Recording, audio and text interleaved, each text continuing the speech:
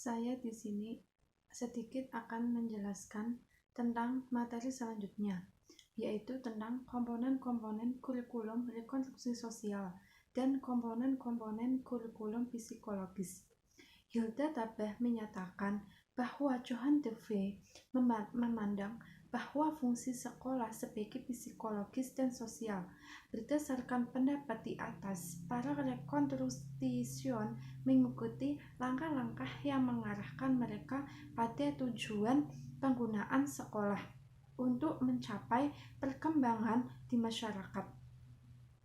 Pandangan rekonstruksi sosial dalam kurikulum sekolah sudah dimulai kira-kira tahun 1920.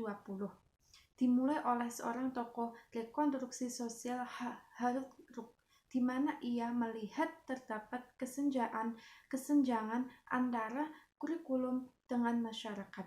Ia menginginkan para masyarakat dengan pengetahuan dan konsep-konsep yang baru yang diperolehnya dapat mengidentifikasi dan memecahkan masalah-masalah sosial.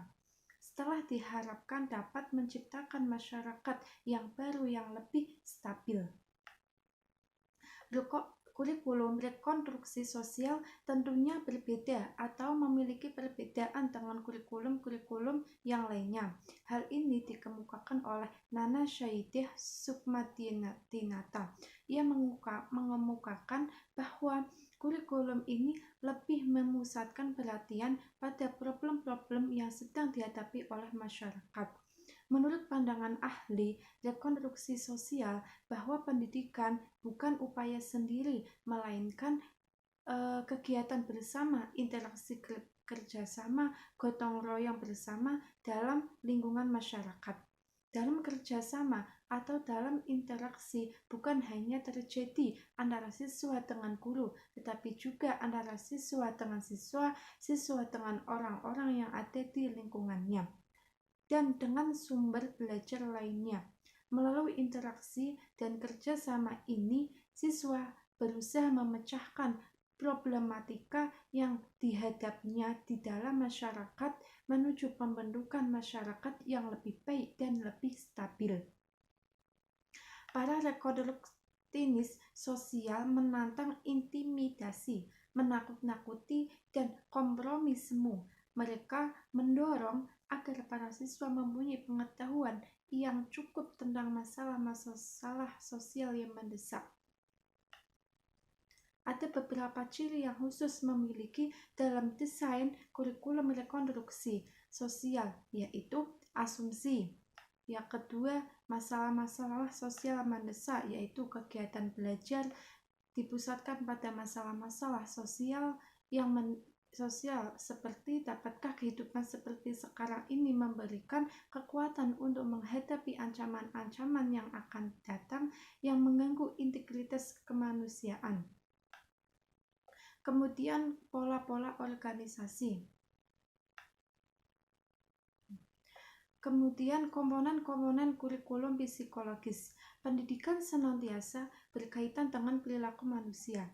Dalam setiap proses pendidikan terjadi interaksi antara peserta didik dengan lingkungannya, baik lingkungan yang bersifat maupun lingkungan sosial.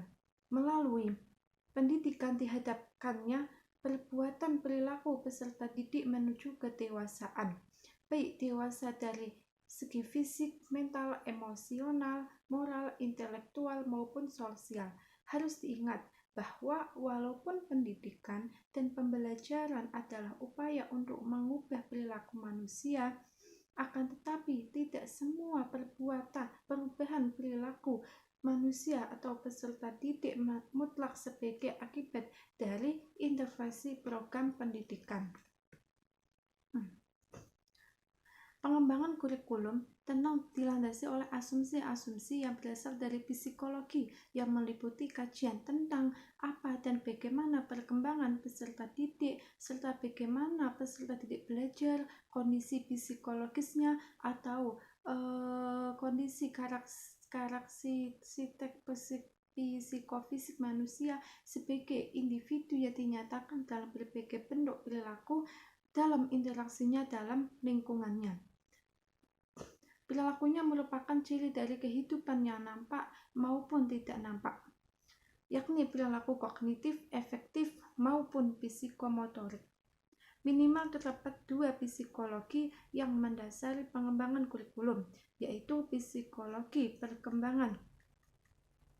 Psikologi perkembangan adalah ilmu yang mempelajari tentang perilaku individu pribadi anak didik berkenaan dengan perkembangannya. Dalam psikologi termasuk jiwa-jiwa yang ada di dalam tubuh peserta didik tersebut.